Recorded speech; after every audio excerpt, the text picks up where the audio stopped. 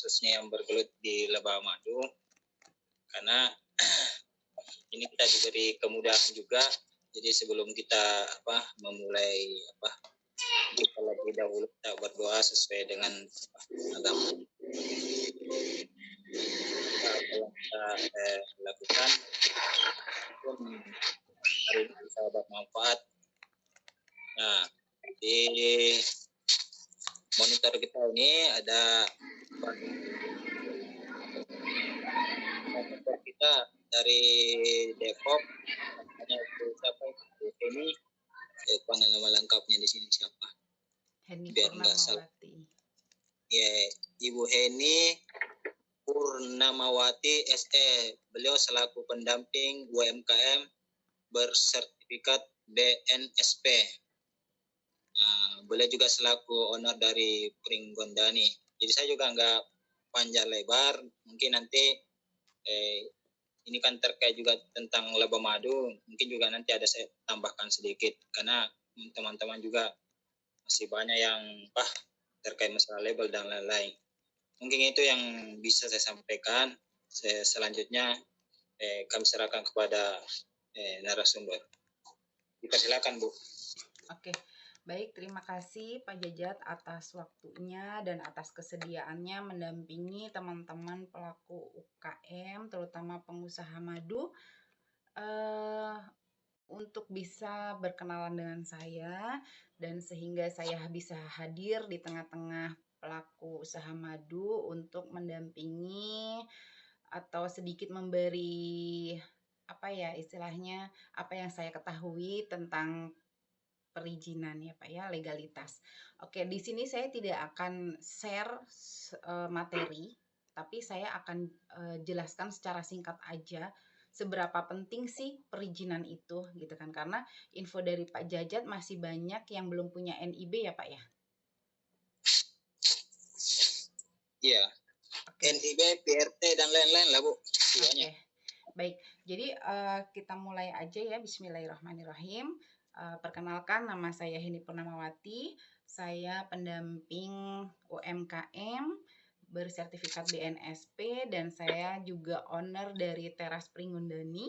Teras Pringgondani itu adalah usaha bahan minuman dan minuman botanikal ya. Kenapa minuman botanikal tidak termasuk jamu? Karena izin edar jamu itu harus BPOM, sedangkan izin edar yang saya gunakan adalah izin edar MD minuman ya, minuman ringan. Jadi meskipun saya menjual kunyit asam dan sebagainya itu saya menjualnya dengan izin edarnya adalah minuman. Nah, apa sih bedanya nanti ya saya akan jelaskan. Nah, di sini saya juga sebagai pendamping proses produk halal. Saya bertugas di Provinsi Jawa Barat ya. Awalnya tahap 1 saya bisa mendampingi secara keseluruhan, secara nasional, akan tetapi untuk tahap 2 ini dibatasi hanya sampai dengan provinsi. Namun ada inputan untuk ke tahap selanjutnya insya Allah akan dibuka secara nasional kembali. Oke. Nah, di sini saya akan menjelaskan kepada teman-teman UKM pelaku madu bahwa pentingnya izin edar itu apa sih? Ya kan? Pentingnya izin edar itu adalah pentingnya legalitas usaha itu apa sih? Ya. Legalitas usaha itu ibaratnya saya ibaratkan dalam kehidupan kita sehari-hari itu ibaratnya pentingnya surat nikah itu apa sih dalam berkeluarga? Nah, ringannya seperti itu aja ya. Penting nggak surat nikah? Tentunya penting ya, karena apa? Karena sebagai bukti bahwa kita itu sudah menikah dengan si A, ya kan? Seperti itu. Sebagai bukti untuk mengurus ketika nanti anak-anak kita mau masuk sekolah dan lain sebagainya, ya kan? Mau mengurus paspor, mau mengurus lain-lain, itu kita perlu yang namanya surat nikah. Begitu juga dengan usaha. Usaha itu perlu legalitas. Nah, legalitasnya itu apa? Tentunya dengan izin berusaha yang disebut sekarang ini adalah nomor induk berusaha ya, NIB ya. Kalau dulu itu IUMK ya, IUMK untuk UKM. Terus kalau usaha-usaha besar itu kan kayak ada SIUP, TDP gitu ya. Nah, itu sekarang semuanya dijadikan satu menjadi NIB ya. Nah, NIB ini merupakan izin usaha yang berkekuatan hukum ya, gitu. Jadi ketika kita sudah punya legalitas, kita sudah punya NIB, berarti sudah diakui nih oleh pemerintah, diakui oleh pihak lain bahwa oh iya benar kita tuh sudah benar-benar punya usaha seperti itu ya. Karena kalau nggak punya usaha kan buat apa bikin NIB. Nah, selain NIB, izin apa lagi sih? Ya kan? Kalau legalitas itu NIB ya. Nah, kalau perizinan lainnya itu adalah kayak izin edar. Izin edar itu apa aja? Ada PIRT. PIRT itu khusus untuk makanan yang bertahan di atas 7 hari, tapi makanan kering. Ya, kalau dulu minuman boleh PIRT, terus frozen food boleh PIRT, namun per tahun 2020 itu sudah tidak boleh. Jadi IUMK diganti dengan NIB, terus PIRT untuk frozen food dan minuman itu tidak boleh PIRT, tapi MD. Nah, begitu juga dengan madu. Madu dulu diperbolehkan PIRT, akan tetapi di tahun 2022 ini disarankan untuk berpindah ke NKV gitu ya.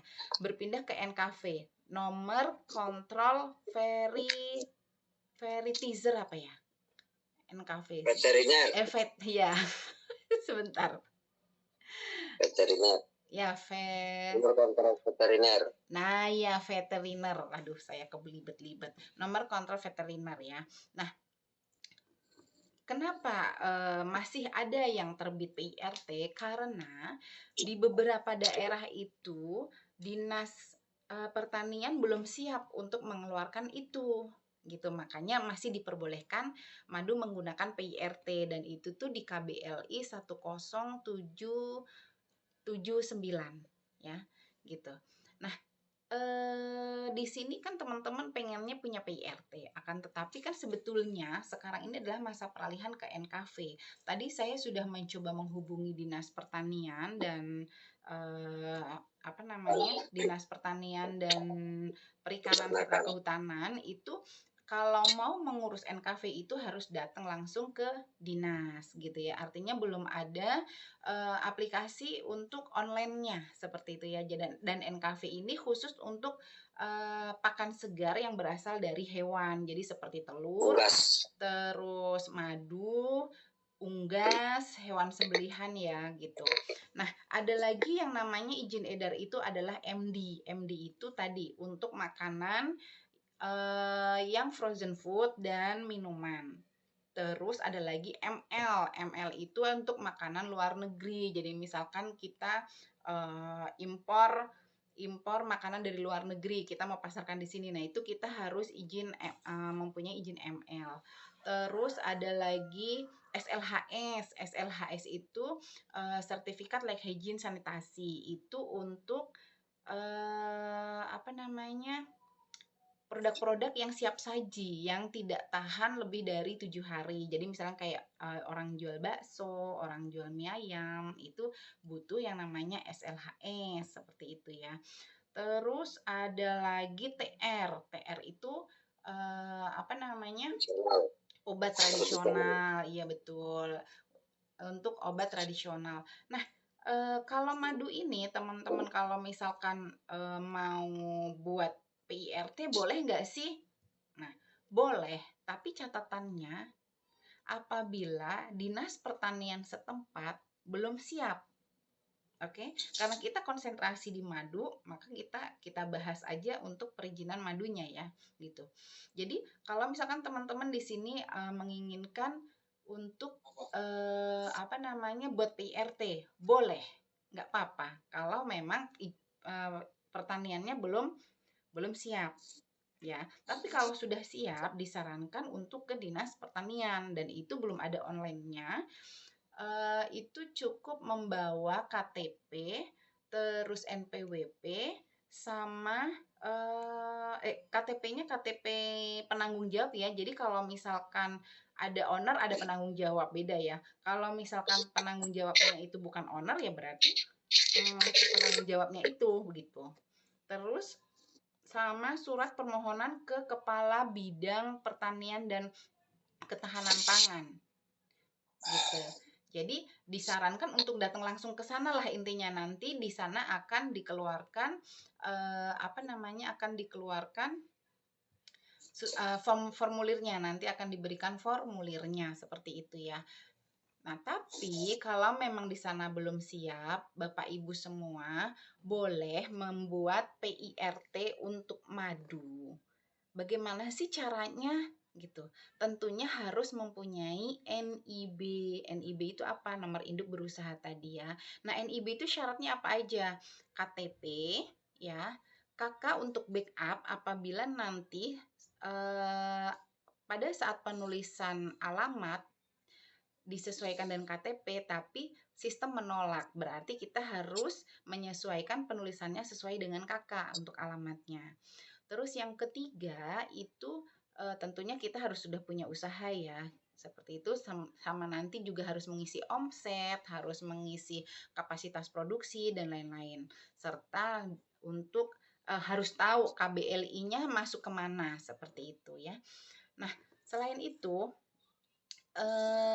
untuk PIRT ya, selain NIB tadi kita harus sudah buat. Nah, untuk masuk ke PIRT itu masuknya ke PB Unku. Gitu. Nanti kita harus masuk ke PB Unku lewat OSS juga. Gitu. Kalau sudah punya NIB, sudah punya akunnya, nanti masuk ke PB Unku untuk membuat PIRT. Nah, intinya seperti itu ya. Jadi pokoknya intinya legalitas itu penting, kita harus mulai melek karena dengan adanya NIB kita bisa, seandainya kita mau mengajukan peralatan ke Dinas Perdagangan itu bisa ya kan, dengan melalui program-program di Dinas Perdagangan itu. Kalau nggak salah Dinas Perdagangan itu kadang membuka peluang untuk pelaku UKM yang mau membeli peralatan dan dia diganti atau dibantulah ya, dibantu dengan 40%-nya. Jadi ketika kita beli, misalkan kita beli 100, kita dapat subsidi 40%-nya. Tapi kita harus punya notanya dulu gitu. Jadi tidak boleh belum beli terus kita rimbes, itu nggak boleh. Jadi kita tuh boleh rimbes. Itu melalui Dinas Perdagangan seperti itu. Nah, jadi salah satu keuntungan punya NIB itu kita diakuin ya kan, bahwa kita itu usahanya ada. Kalau butuh modal, sekarang perbankan untuk mendapatkan permodalan itu juga perlu NIB, untuk mengajukan sebuah bantuan itu juga perlu NIB ya kan, untuk maju misalkan kita mau nitip produknya ke minimarket itu kita bukan hanya NIB, malah kalau ke minimarket ya kan harus ada izin edar itu tadi, yang salah satunya adalah PIRT kalau untuk madu, atau NKV seperti itu ya. Nah, kalau untuk yang lainnya kan tadi kayak ada ML, MD, TR dan lain-lain. Seperti itu. Nah, kalau untuk ekspor apa aja? Nah, kalau untuk ekspor itu beda-beda. Ekspor itu tergantung negara kita, negara tujuan itu yang diperlukan apa legalitas kita.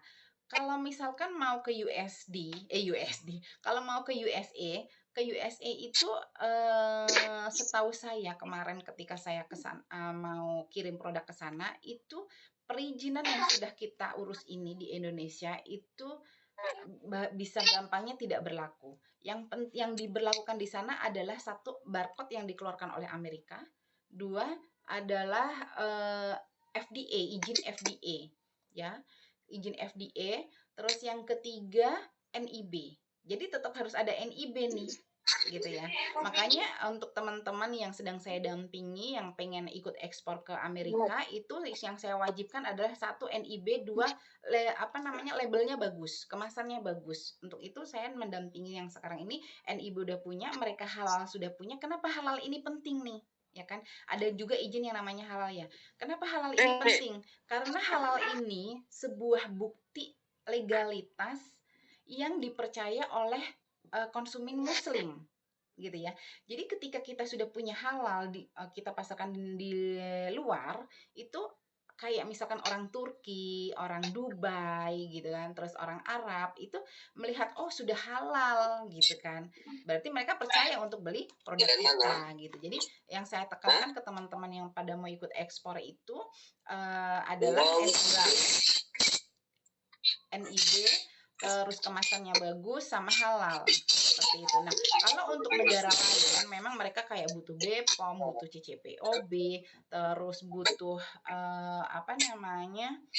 kemasannya bagus, GS1 dan lain sebagainya. Bahkan barcode GS1 saja kalau untuk ke USA itu tidak berlaku. Yang diberlakukan adalah barcode yang dikeluarkan oleh Amerika seperti itu. Nah, jadi intinya legalitas itu penting sekali. Intinya seperti itu ya.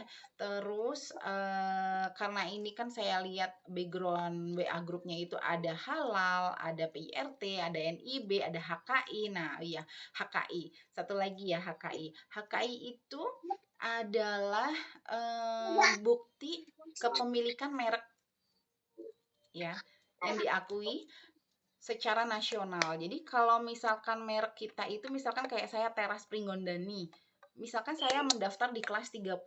Ketika ada yang mendaftar di kelas lain dengan Teras Pringgondani, itu sah-sah aja kalau saya tidak keberatan. Tapi kalau saya keberatan ya akan ada yang namanya banding dan lain sebagainya gitu ya. Ketika saya keberatan orang lain menggunakan merek saya pastikan keberatan ke DJKI. DJKI menyampaikan bahwa ini ada yang keberatan gitu walaupun beda kelas misalkan seperti itu kan ya. Nah, yang mendaftarkan ini dia juga bisa naik banding loh, tapi kan ibaratnya gini loh kan, tapi kan kamu daftarnya di kelas 30 sedangkan saya di kelas ini gitu. Terus kalau misalkan DJKI, oh ya udah akhirnya DJKI menerbitkan, saya tidak boleh menuntut ke yang menggunakan merek saya di kelas lain, misalkan seperti itu. Itu sebabnya jika kita yang perusahaan besar itu selalu mendaftarkan mereknya itu di seluruh kelas. Seperti itu ya. Jadi kalau mereka kan udah punya modal ya. Jadi kalau misalkan Bapak Ibu nanti punya rezeki lebih, sebaiknya mendaftarkan di seluruh kelas agar merek kita tidak dipakai oleh orang lain. Jadi kasus untuk HKI ini, untuk merek ini kita sudah bisa lihat seperti ayam geprek dengan ayam geprek bensu dengan ayam geprek ya. Terus MS Glow sama MS Glow dua-duanya itu ya. Seperti itu ya. Jadi intinya jadi apa aja sih yang perlu diurus untuk pertama kali nih Bu Heni? Tentunya adalah NIB. Terus apalagi selain NIB Bu Heni untuk yang seharusnya? Kalau menurut saya seharusnya adalah HKI dulu sebelum izin edar. Gitu ya. Jadi NIB dulu, terus HKI dulu seharusnya. Itu kalau menurut saya dan yang saya lakukan gitu. Tapi kemarin-kemarin saya lakukan ke HKI ini kan karena memerlukan proses yang lama. Jadi saya lakukan berbarengan izinnya dengan PIRT, terus kemudian halalnya dapatnya belakangan gitu ya. Jadi seharusnya NIB dulu, HKI dulu. Kenapa HKI dulu? Karena ketika kita mengurus halal, ternyata mereknya sudah ada, ya kan, dipakai orang lain, kan artinya kita harus lapor ke BPJPH lagi bahwa merek ini berganti menjadi ini gitu kan. Kalau bahasa Jermannya mah riweuh gitu ya. Seperti itu ya. Jadi saran saya NIB, terus segera daftarkan merek ya HKI. Terserah. Kalau Bapak Ibu bilang, Bu Heni berapa urus merek gitu kan, berapa urus merek atau paten atau lainnya gitu. Itu untuk UKM harganya cuma 500.000. Nih ya saya tekankan ya, NIB itu gratis, PIRT gratis kalau bisa buat sendiri ya. NIB gratis, PIRT gratis, HKI untuk UKM itu 500.000. Dengan syarat harus mempunyai yang namanya surat rekomendasi dari dinas UKM atau dinas perdagangan, terserah Bapak Ibu ini dampingannya dinas mana gitu kan. Kalau dinas perdagangan ya mintalah ke dinas perdagangan, kalau dinas UKM ya mintalah ke dinas UKM. Cuman yang sudah-sudah itu kebanyakan di dinas KUKM, di KUM ya, jadi dinas koperasi dan UMKM, usaha kecil menengah dan usaha mikro dan kecil gitu ya. Nah, kalau ada surat rekomendasi biayanya hanya 500.000. Akan tetapi apabila tidak menggunakan surat rekomendasi, berapa biayanya? 1,8. Nah, Bu Heni, kalau NIB berapa lama masa berlakunya? NIB berlaku seumur hidup selama tidak ada perubahan. Ya, tapi kalau misalkan saya punya usaha kuliner, masuk KBLI 10750 untuk olahan pangan. Saya masuk pemungutan madu, masuk ke 43 berapa gitu. Terus saya ada usaha olahan madu nih, berarti masuk ke 10779 misalkan gitu ya. Terus saya punya olahan rempah, nambah lagi KBLI-nya. Nah, itu bertambah terus, semakin bertambah. Misalkan kita mau ngerubah tambah KBLI, mau ngerubah alamat, mau nambah alamat, itu tidak merubah nomor NIB gitu ya. Nah, kalau untuk PIRT itu kita harus punya NIB dan masa berlakunya itu PIRT hanya 3 tahun. Sebentar. PIRT itu sekarang 2002 ke 2006. PIRT 5 tahun. Ya, PIRT masa berlakunya 5 tahun. Kalau DJKI merek masa berlakunya 10 tahun. Terus kalau halal, haki 10 tahun. Kalau halal itu masa berlakunya 4 tahun. Haki bukannya seumur hidup, Bu? Tidak, Pak. Kalau ada seumur hidup berarti Bapak coba cek di DGIP. Ketika Bapak cek pasti ada yang bilang masa berlakunya habis tuh apa ya istilahnya dia itu.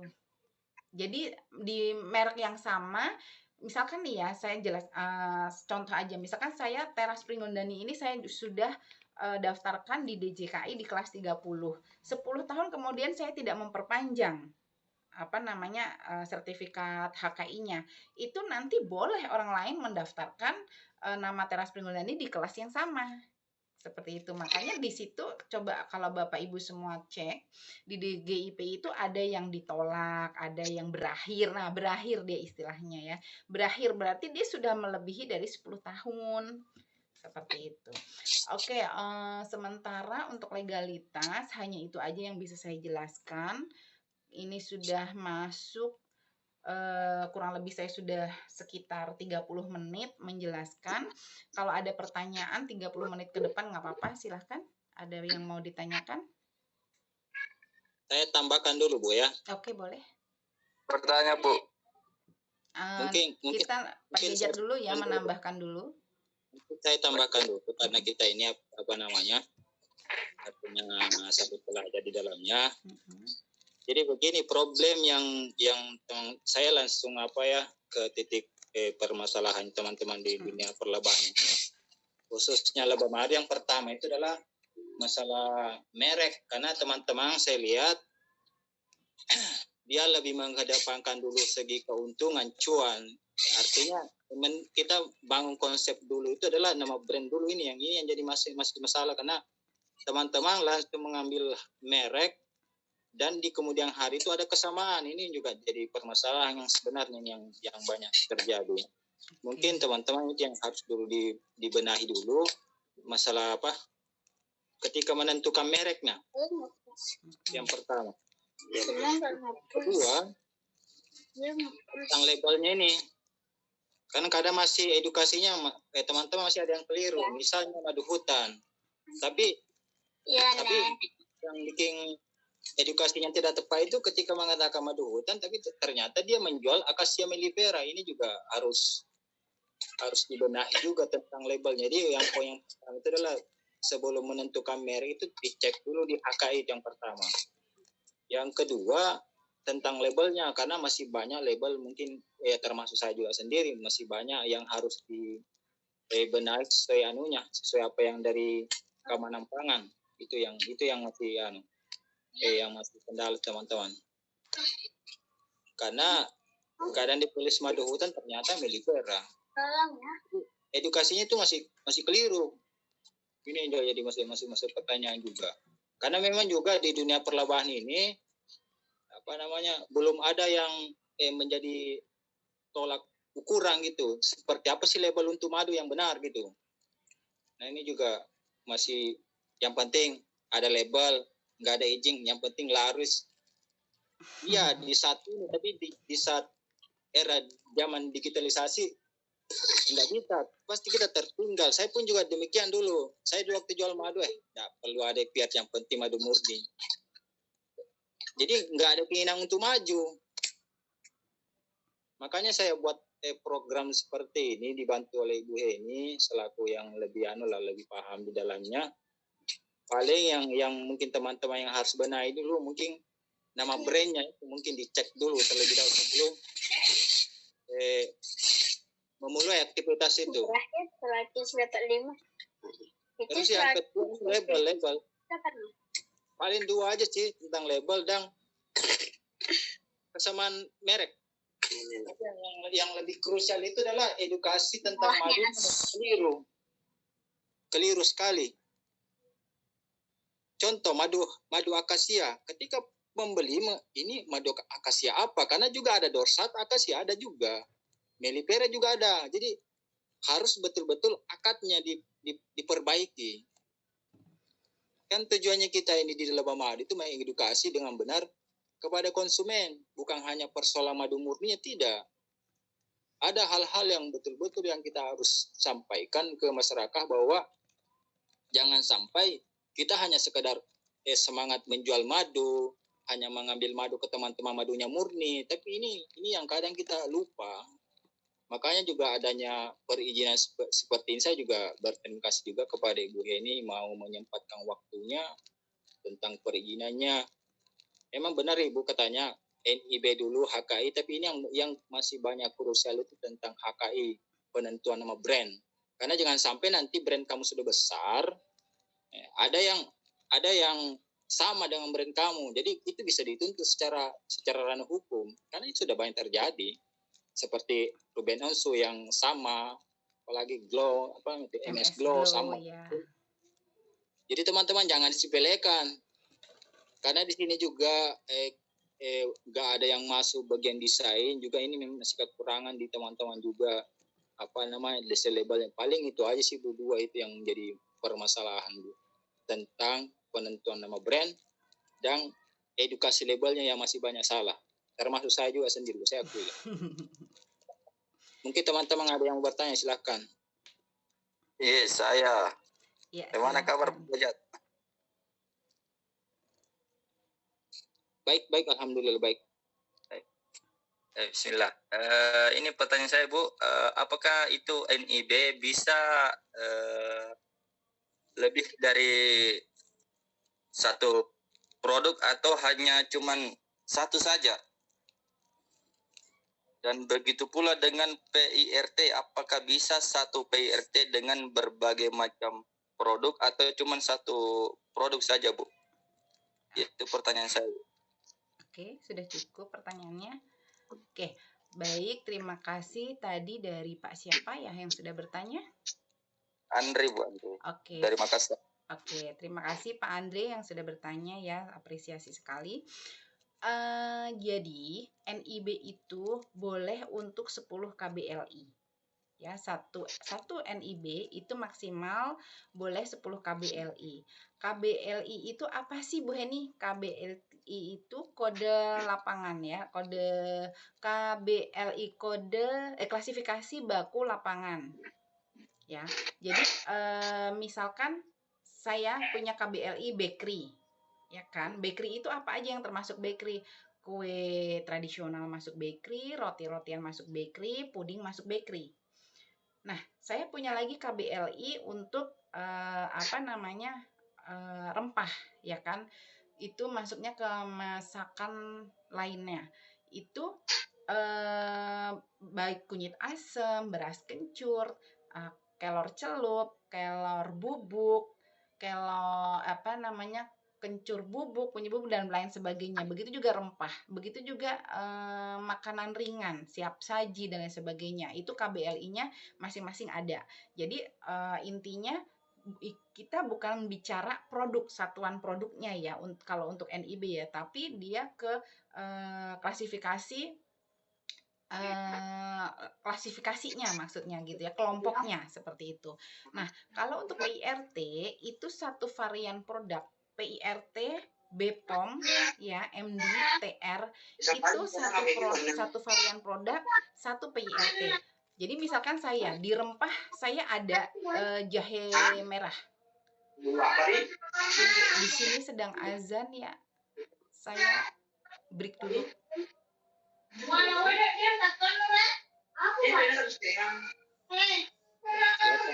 Sholat, jadi saya melanjutkan sedikit karena juga saya bersyukur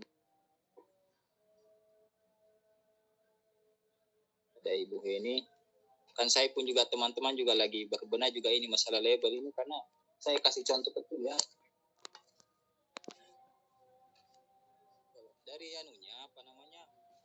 dari Bu Heni kemarin saya diskusi tentang misalnya kalau bisa sih dihindari menggunakan bahasa Inggris, kecuali ya kalau kita mau ngirim ke luar negeri ekspor itu harus menggunakan bahasa Inggris. Tapi kalau untuk di dalam Indonesia saja, di Indonesia khususnya, kita edukasinya memang harus menggunakan bahasa Indonesia sih kalau menurut saya, benar.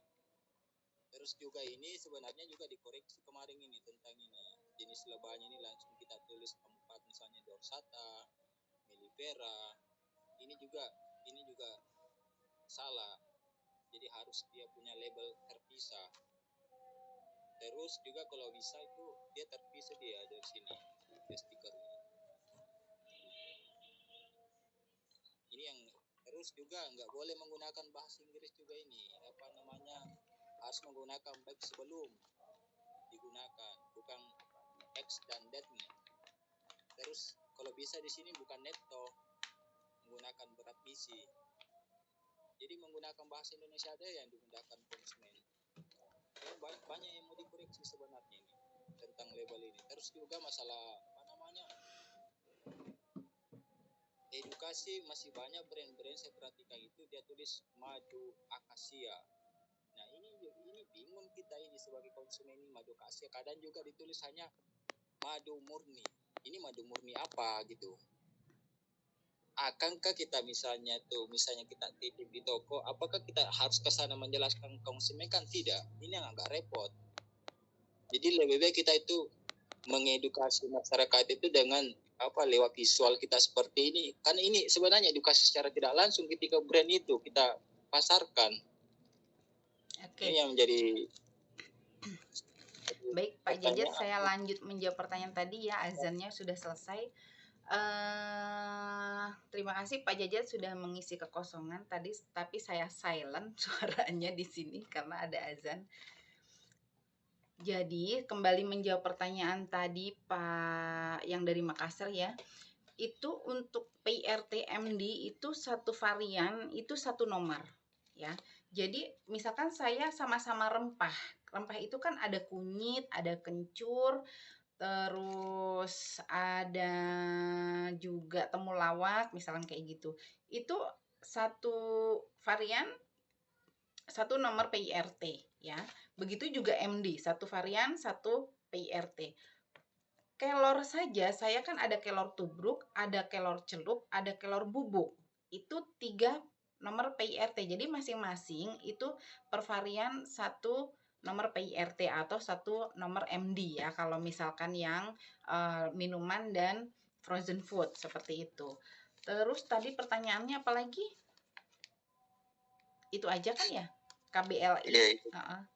Ada lagi yang mau bertanya, silahkan. Minta maaf Bu, bisa ada saya belum paham maksudnya tadi itu NIB itu Bu. Apakah maksudnya misalnya saya jual madu Bu, apakah itu bisa 10 merek madu dalam satu NIB atau bisa dengan jenis produk yang lain? Misalnya saya mau jual kopi, misalnya jual Boleh. apa makanan yang lain dengan satu NIB. Bisa gitu, Bu? Kalau Boleh. begitu. Bisa. Oh iya, Bu. Iya. Terima Bisa, kasih, Bu. tapi nanti palingan Bapak tinggal menambah yang namanya KBLI tadi. KBLI kopi masuknya berapa? Jadi ditambahkan di NIB-nya. KBLI madu berapa? Saya coba share screen contoh untuk KBLI ya. Iya, Bu, iya. Biar lebih Bentar. paham. Mohon maaf nih, saya pakai handphone karena memang lebih simple. KBLI. Ya, klasifikasi baku lapangan usaha Indonesia. Nah, di sini. Jadi kalau satu NIB itu maksimal boleh 10 KBLI. Nah, misalkan untuk madu itu masuk ke industri olahan. Oke, seharusnya kan madu itu masuk ke pangan segar ya, bukan industri olahan, kecuali madunya sudah diolah gitu. Oke, madu itu dia 107 nih, 107 ya kan. Nih, ini yang namanya KBLI. Ini di dalam setiap klasifikasi produk ini dia ada turunannya. Misalkan Bapak mau KBLI apa? 107. Misalkan Bapak ada industri olahan coklat, berarti KBLI Bapak kan 1073, ya kan? Masuk ke 1073 ini. Nah, kalau misalkan Bapak mau punya industri lagi, misalkan bumbu-bumbu, masuk di KBLI ini, ya kan? Berarti udah 2 tuh. Nah, misalkan selain itu saya juga nanam, misalkan. Nanam apa? Saya nanam nanam rempah-rempahnya, misalkan kayak gitu ya kan. Berarti Bapak masuk di mana? Di KBLI Pertanian, Kehutanan dan Perikanan. Gitu. Kemarin saya buatkan KBLI madu. Apa ya, saya lupa. Itu ada, beliau itu beternak juga, terus packing madunya juga. Jadi saya buatkan 2 KBLI. Seperti itu ya, yang satu KBLI peternakan lebahnya ya, karena katanya beliau kalau kadang-kadang jual juga bibitnya. Jadi ya sudah, saya buatkan KBLI peternakan dan saya buatkan KBLI yang olahan makanan, karena kan biar bisa PIRT kan madu masuk di 10799. Nih ada perikanan, ada itu. Jadi gitu Pak. Jadi kita bukan bicara masalah variasi produknya, akan tetapi kelasnya. Jadi kalau misalkan Bapak punya usaha kopi, Bapak punya usaha madu, punya juga usaha peternakannya, punya lagi usaha perdagangannya, itu boleh. Yang penting maksimal 10 KBLI. Gitu. Iya, terima kasih, Bu, jawabannya. Iya, sama-sama. Ada lagi pertanyaan yang lain? Bu, ada. Oke, silahkan. Perkenalkan diri, nama. Assalamualaikum warahmatullahi wabarakatuh. Waalaikumsalam Saya warahmatullahi wabarakatuh. Erliadi Muhammad Alfaris 23 dari Lubuk Banggai, Sulawesi Tengah. Oke, Sulawesi Tengah. Banyak sih pertanyaan ini, tapi saya pegang perhatian. Saya kan sekarang masih sementara fokusnya kebetulan ada teman kemarin ketemu, kita selesai pertemuan di Kabupaten Banggai ini.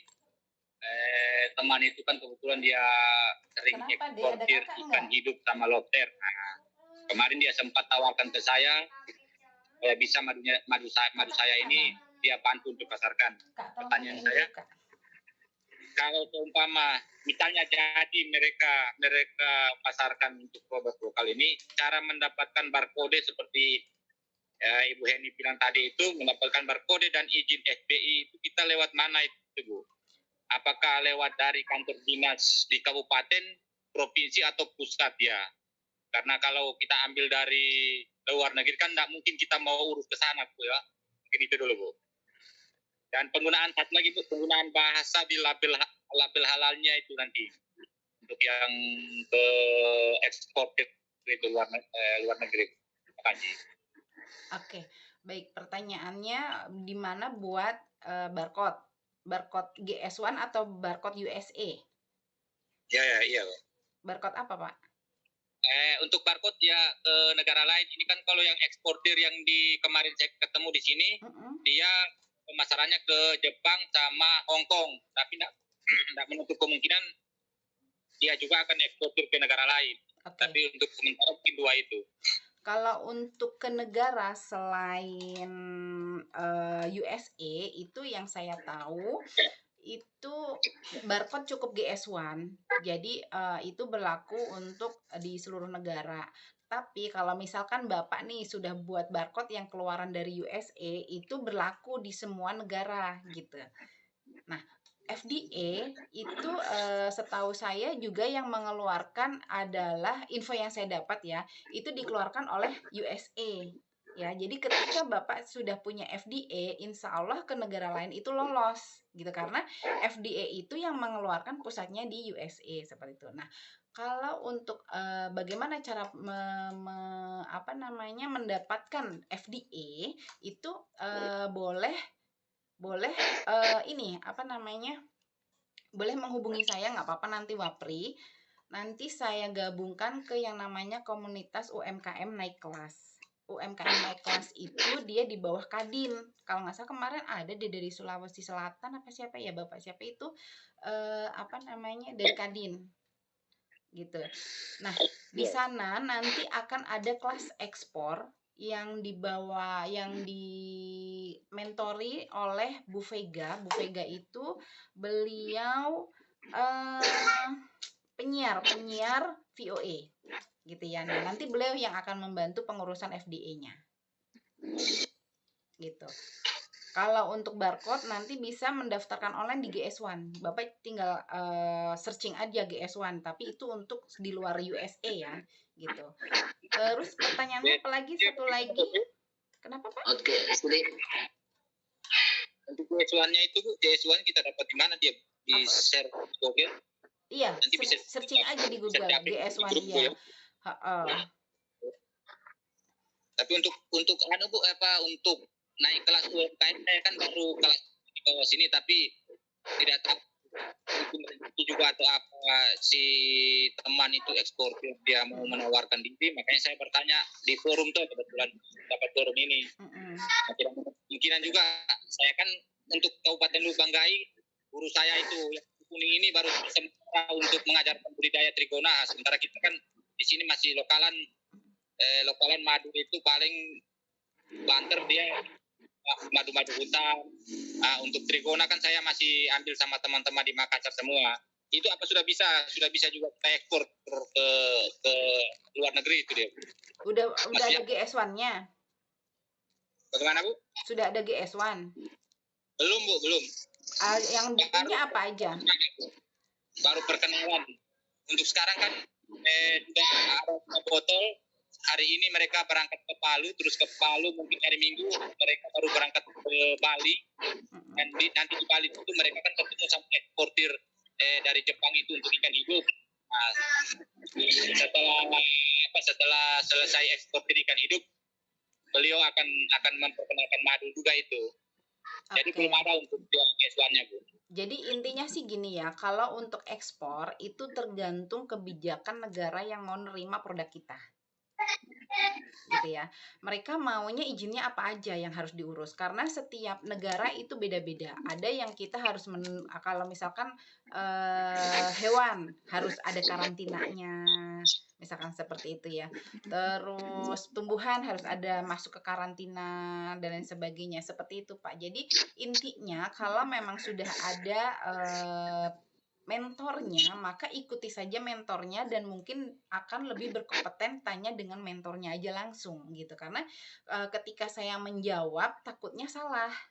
Gitu karena setiap negara itu beda-beda seperti Korea Selatan kemarin saya coba ikut kelas di Korea Selatannya gitu kan ya, terus saya ikut yang di mana satu lagi ya kemarin Dubai, terus Jepang Osaka, terus USA itu ternyata mereka punya kebijakan masing-masing gitu. Nah, yang lagi saya mau coba itu ke USA itu tadi gitu, dan ternyata lumayan juga gitu kan biayanya, kita harus urus FDA, kita harus urus barcode-nya kalau untuk bisa minimarket. Tapi kalau untuk misalkan untuk ke apa namanya? Misalkan untuk sekedar bazar-bazar lah ya, festival gitu, itu kita cukup FDA sama bayar kayak pendaftaran bazarnya lah, intinya kayak gitu ya. Intinya Oke, seperti terima itu. kasih. Oke, baik, Ya. yang lain silahkan. Oke, sedikit ingin bertanya, Ibu Eni. Oke. Dari Kasilia Bapak. muka. Wajahmu, jangan sensor wajahmu, Kasilia. Nah, Oke, siapa yang mau bertanya kah? Pak Amir. Pak Amir, silakan Pak Amir. Nyarinya Pak Amir. Pak Asrul, silakan Pak Asrul. Yang PRT MIB, mumpung di sini, silakan. Ada yang mau ditanyakan. Saya Bu mau tanya Bu. Oke, silahkan Pak Amir.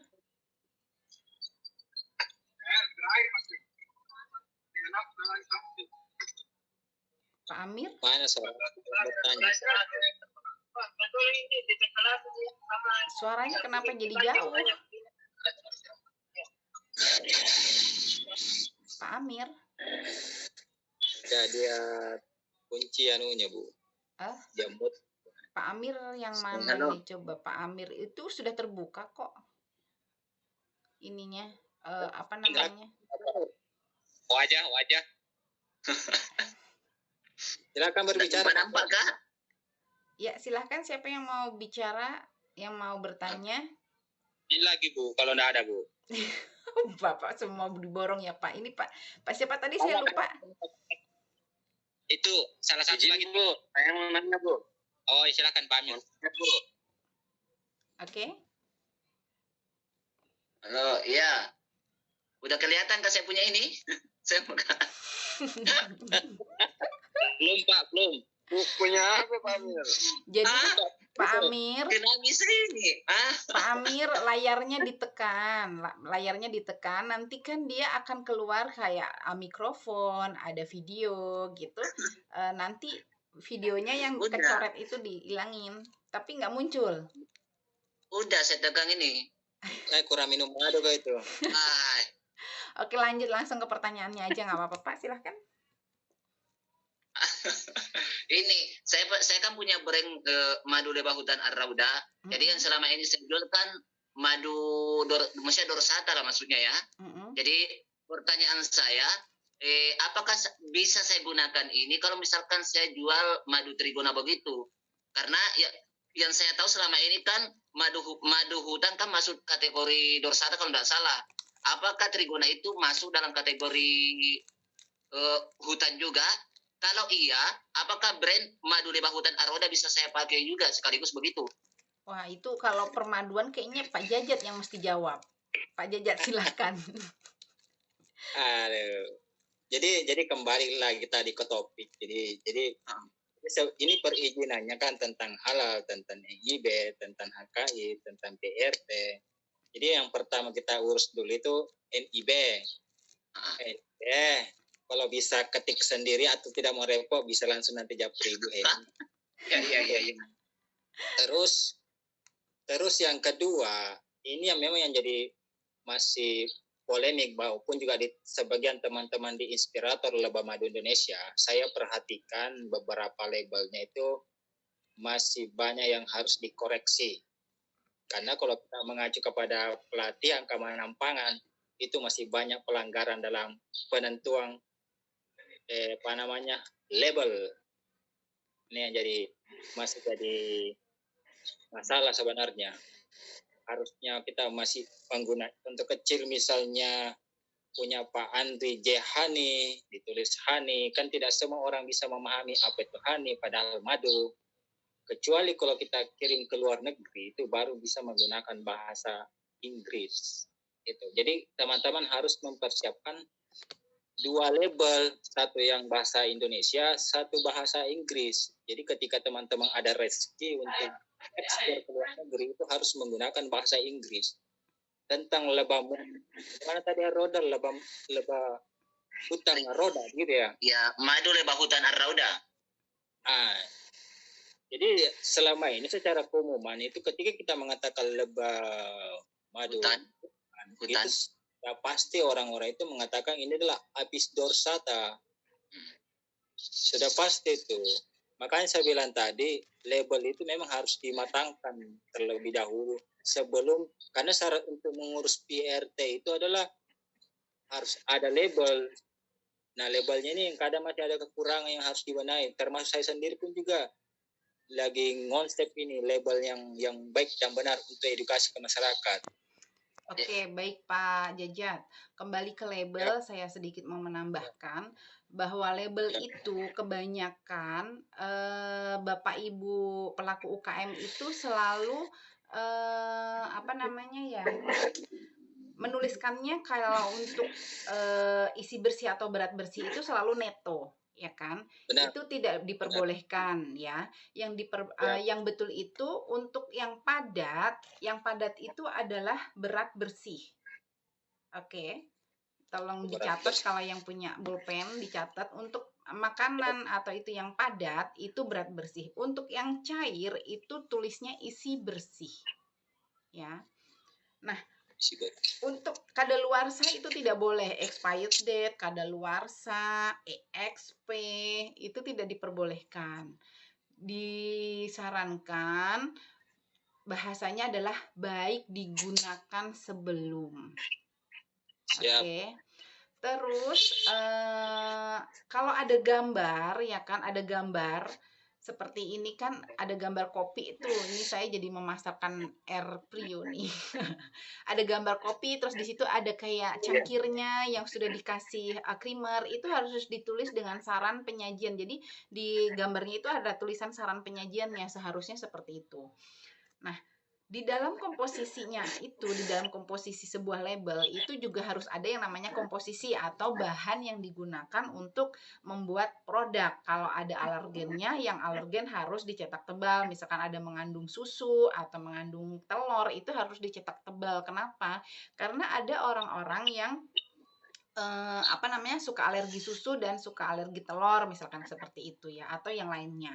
Nah, artinya di sini kalau untuk madu komposisinya, saran saya kalau misalkan ini adalah madu mellifera, saran saya di komposisinya juga bilang madu asli mellifera, misalkan seperti itu. Tapi kalau memang di dalam di depannya itu sudah bilang madu, misalkan madu apa mellifera gitu kan ya, terus komposisinya madu asli, itu ya tidak apa-apa sih, tidak ada masalah juga gitu, karena kan memang di depannya sudah dituliskan mellifera kan, seperti itu. Jadi komposisi titik 2. Terus kemarin juga saya lihat masih banyak yang menuliskan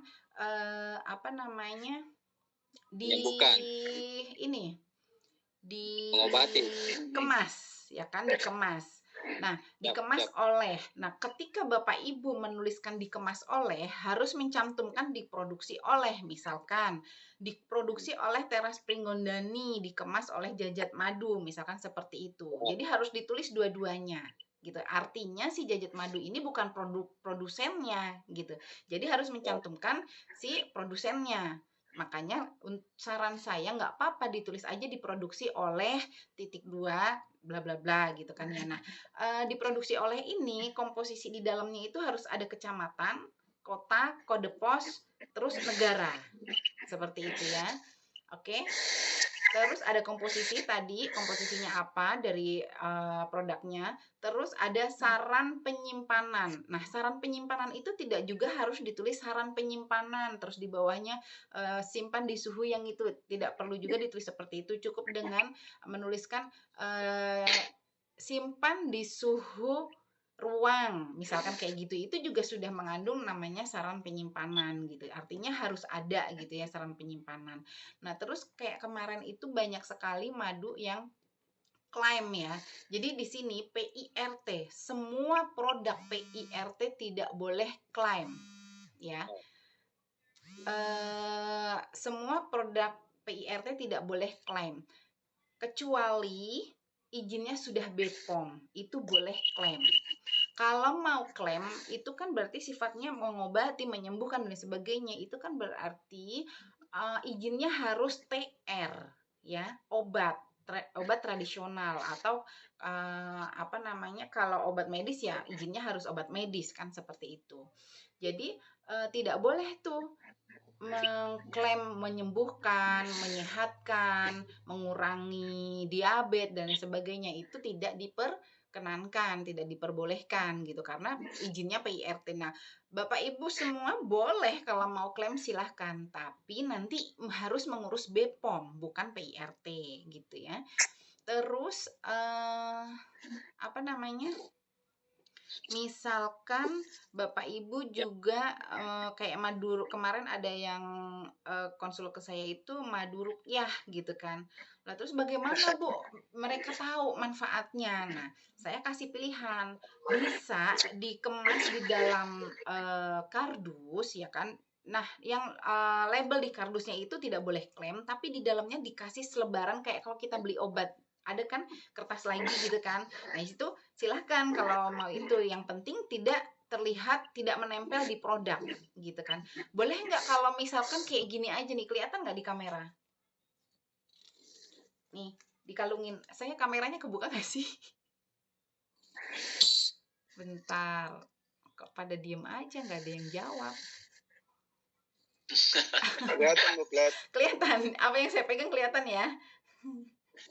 Oke. belum kelihatan Bu. Oke. Jadi misalkan kayak gini nih dikalungin gitu ya, itu juga tidak diperbolehkan karena apa, kelihatan gitu kan. Sebenarnya memasukkan selebaran di dalam kardus pun sebetulnya itu tidak boleh sebetulnya. Tapi kalau memang kekeh terus ya kita spekulasi aja, yang penting pada saat di sidak nih, oh nggak ada klaim nih, oke bagus gitu kan. Terus ketika diangkat, oh iya nggak ada klaim padahal kertasnya ketinggalan di dalam kan gitu ya. Itu seperti itu ya. Intinya kalau produk PIRT tidak boleh klaim. Kalau mau klaim harus urus BPOM gitu ya. Mau BPOM TR, mau BPOM MD pun tidak boleh klaim.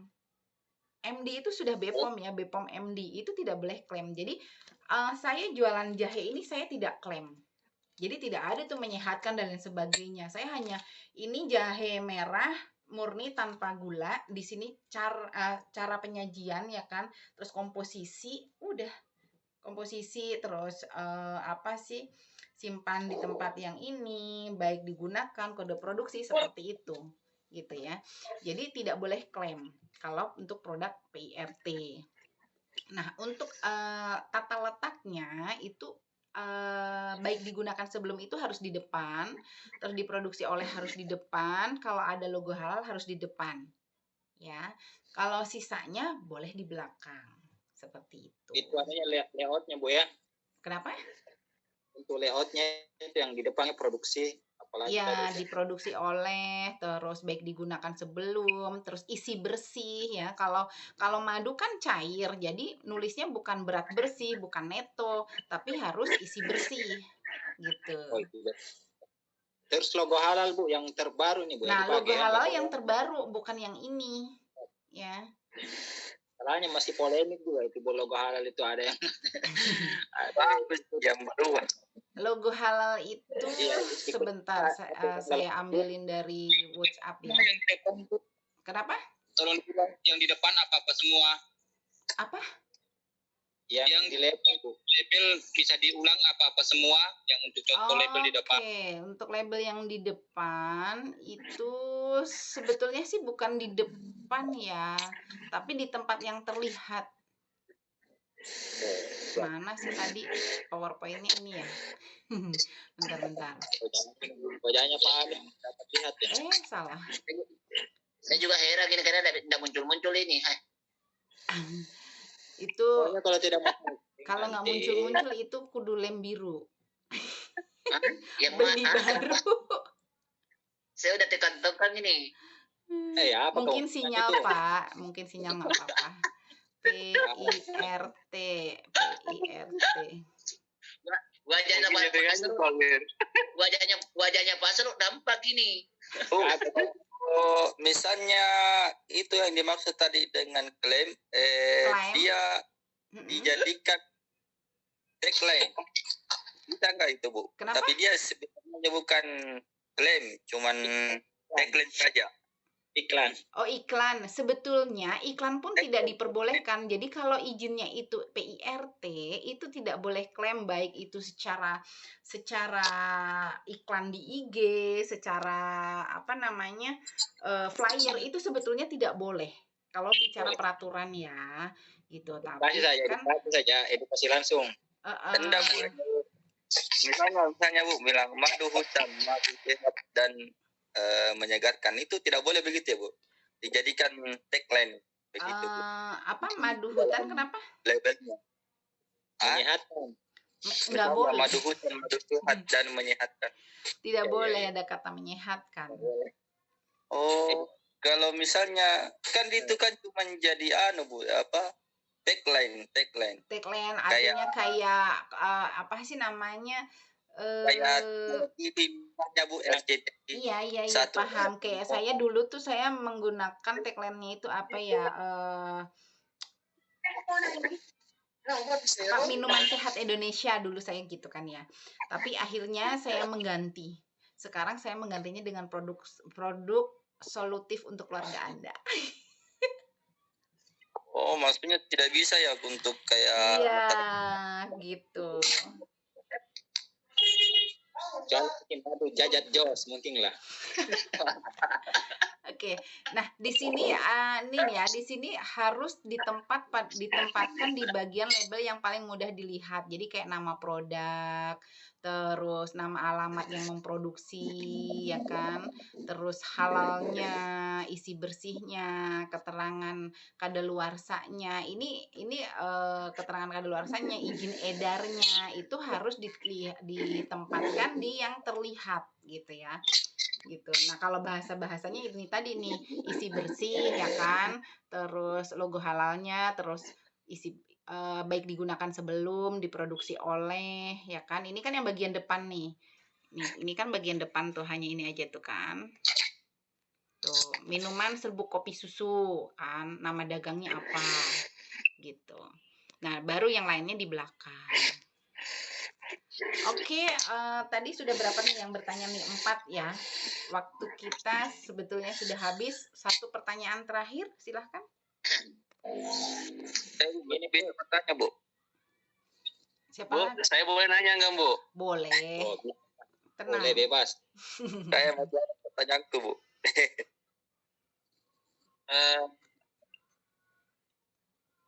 Bu, ini saya kan punya di label saya itu ada kata berkualitas berkhasiat alami dari hutan Sulawesi. Iya. Itu kata-katanya masih aman atau harus diganti? Harus diganti.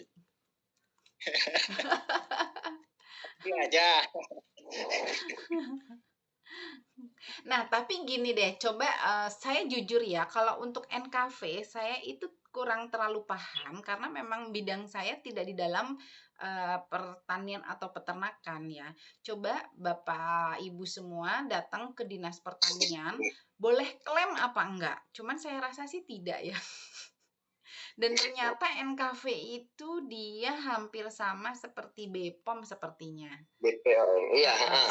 Kurang lebih saya lihat kalau berat BPOM NKV juga mensyaratkan, kalau dari BPOM itu kan mensyaratkan ruangan khusus. Kalau PIRT kan boleh nyampur. Iya.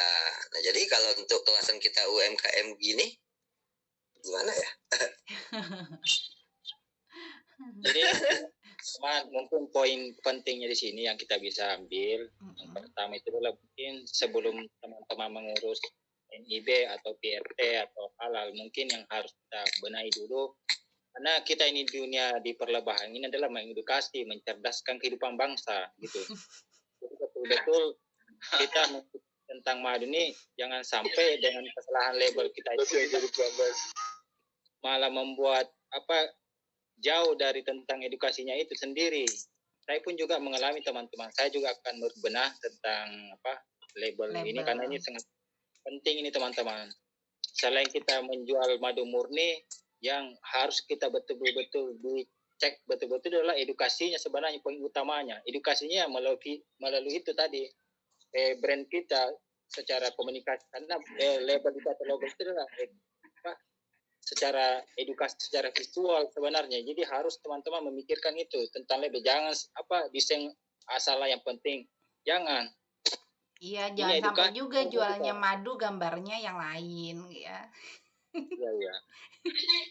Jadi begini aja teman-teman, karena waktunya juga terbatas, artinya ini kita di sedikit saja yang kita cuma ada gambaran, mudah-mudahan teman-teman yang lain di sana bisa terbuka. Entah nanti kapan nantinya Zoom akan datang. Intinya kalau teman-teman mau kerjakan sendiri itu gratis. Adapun teman-teman yang nggak mau ribet, bisa japri saya atau japri langsung Ibu Heni, itu aja. Nah, Jos. kita mengambil kesimpulan, tapi ingat sebelum kalian urus PRT, NIB itu terlebih dahulu dicek HKI, jangan sampai ada kesamaan. Ini setelah dicek HKI tidak ada kesamaan, silakan direvisi ulang labelnya. Setelah labelnya selesai, karena syarat untuk buat PRT itu harus ada label. Nah, kalau labelnya nggak terpenuhi syarat itu nanti juga kan ditolak. Nah, itu poinnya. Jadi kita hanya dikasih 2 opsi, mau urus sendiri itu gratis karena programnya dari pemerintah itu memang gratis, dimudahkan. Kata Menteri Pak Sandiaga Uno itu dimudahkan untuk perizinannya. Tinggal kita ini mau ngambil kemudahan itu atau tidak. Itu. Kan sudah ada jalannya, insya Allah sudah ada jalannya. Teman-teman tinggal japri aja nanti. Kalau misalnya ada yang mau ditanyakan tentang apa, bisa langsung ke kontak Ibu Heni. Iya. Itu aja. Oke, sama menambahkan lagi barangkali ada yang mau mencatat untuk pengurusan NIB itu melalui oss.go.id ya. Pendaftaran NIB dan PIRT itu melalui oss.go.id. Terus untuk pendaftaran halal itu ada melalui ptsp.halal.go.id. Nah, kalau untuk HKI itu ke DGIP gitu. Kalau mau mendaftar PT perorangan itu ke AHU. Tuh saya tambahin 1 tuh. Kalau apa tadi merek itu ke https ke www.dgip.go.id. Kalau saya sih senangnya udah aja cari aja di DJKI gitu. Apa Bu? Ulangi Bu, HKI. HKI DGIP.go.id. Satu lagi Bu. Apa? Kalau untuk pengecekan HKI apa gratis Bu? Aman. Gratis Pak, gratis. Penjual madu biar saya Pak Jajat. Nih saya share lagi deh nih kita bonus waktu ya sebentar. Nih saya share ya biar jadi harga itu bukan saya yang buat ya, sebentar. Ya Bu. Nih, ini harga resmi dari sononya. Jadi Bapak Ibu kalau misalkan mau Bu, saya mau didampingi pengurusan merek, itu Bapak Ibu itu bayar biaya pendampingannya gitu. Bapak tanya-tanya saya dan lain sebagainya itu di situ gitu. Biaya pendampingan itulah yang mahalnya gitu, karena untuk menjadi pendamping UMKM aja saya harus ambil sertifikasi BNSP kan juga berbayar gitu ya. Nah, Bapak Ibu kan antara merek, paten, desain industri itu beda-beda. Nah, kalau kita kan jual itu berarti ke merek. Nanti klik aja merek. Tunggu saya putar dulu deh. Nah, biar agak ini. Nah, di sini ada yang namanya pengenalan merek, syarat dan prosedur permohonan, biaya, dan lain-lain. Tinggal klik-klik aja. Tuh. Oke. Ya kan, di sini tuh kelihatan nih. Nih, bentar lagi jeng-jeng. Mana harga? Banyaknya itu. Wes pokoknya kalau yang yang enggak paham intinya pusing lah. Bu Hen, kalau di luar kalau UMKM ini saya mau satu lagi ya. UMKM itu pendampingnya ini satu-satu ngomongnya, jangan berebut. Aman, silakan Pak Polisi, silakan Pak Pol. Siap. kalau UMKM itu bisa pendampingnya dari luar kabupaten, Bu. Soalnya saya lagi cari pendamping UMKM susah sekali, Bu, di sini, Bu. Bisa, misalkan gini ya, misalkan nih komunitas madu Pak Jajat mau mendatangkan saya sebagai pendamping UMKM di sananya ya, silahkan undang saya ke sana, tentunya harus dibayarin tiketnya, ya kan? Harus dikosin, harus disediain hotelnya, kan begitu. Kalau pribadi, Bu, gimana, Bu, ya? Soalnya kemarin kan kami ada pelatihan, tapi diwajibkan harus ada salah satu pendamping UMKM yang sudah naik kelas. Sementara saya cari-cari tidak dapat di sini tuh. Kalau orang Sulawesi Tengah itu mahal sekali ilmunya orang kasih, Bu. Kalau orang sini bilang matongot. Aman, japri aja. Japri aja Pak Jajat. Japri Bang Jajat, biar tambah jos. Oke, siap. Ini kan banyak saksi yang Jadi ini saya buka ya. Jadi saya itu sudah punya sertifikasi sebagai coach tapi tingkat dasar. Jadi kalau bapak-bapak mau coaching dengan saya ketika bapak punya sebuah permasalahan, terus saya mau coaching, itu boleh 1 kali pertemuan. Itu seharusnya yang sudah kalau coaching profesional itu 3,5 sampai 7 juta. Ya, terus itu kita sesuai perjanjian mau pendampingan berapa bulan, kan seperti itu. Harganya itu seperti mau berapa bulan, misalkan mau pendampingan 3 bulan, harganya berapa, nanti ada perjanjiannya. Terus 1 bulan itu berapa kali pertemuan, nanti saya mendampinginya melalui Zoom, ya kan. Itu kalau mau pendampingan. Nah, kalau mau coaching itu juga biasanya saya pasang target. Jadi sebetulnya WA group kita sudah buat ya Pak Jajat ya. WA group yang saya buat untuk Pak Jajat itu sudah training juga, pendampingan juga, coaching juga. Tanpa Bapak Ibu semua sadarin tuh saya sudah lakukan coaching di sana gitu. Makanya kan saya batasin gitu kan. Karena dalam ilmu percoachingan itu setiap pendampingan atau coaching itu ada yang namanya target. Ketika si PU ini mengulur-ngulur waktu, ya kita sebagai coach itu boleh meninggalkan dampingannya. Artinya dia tidak konsekuen, tidak ini. Makanya untuk WA group yang sebelah sono sudah saya targetin seminggu harus sudah jadi. Ketika seminggu nggak jadi ya sudah, artinya saya akan tinggalkan proses pendampingan seminggu itu gitu kan. Seperti itu. Jadi begini nanti teman-teman yang mau karena ini program pemerintah memang gratis, artinya kalau bisa urus sendiri silakan. Tapi ini juga kita bersyukurlah Ibu mau menyempatkan berbagi ilmu lah ceritanya ini seperti ini. Jadi nanti teman-teman yang mau urus perizinannya atau nggak mau repot bisa langsung ke Ibu Heni saja gitu. Iya. Aman tentu juga boleh. Mau langsung mau terima beres boleh, mau pendampingan boleh, mau coaching boleh. Berapa harganya Bu Heni kalau untuk UKM ya? Itu saya selalu kembalikan ke kemampuan UKM-nya sendiri gitu ya. Kenapa saya tidak pasang tarif standar gitu? Karena takutnya ketika saya pasang tarif terlalu tinggi untuk pelaku UKM tersebut terlalu berat. Nanti jadinya nggak jadi maju kan, takutnya seperti itu.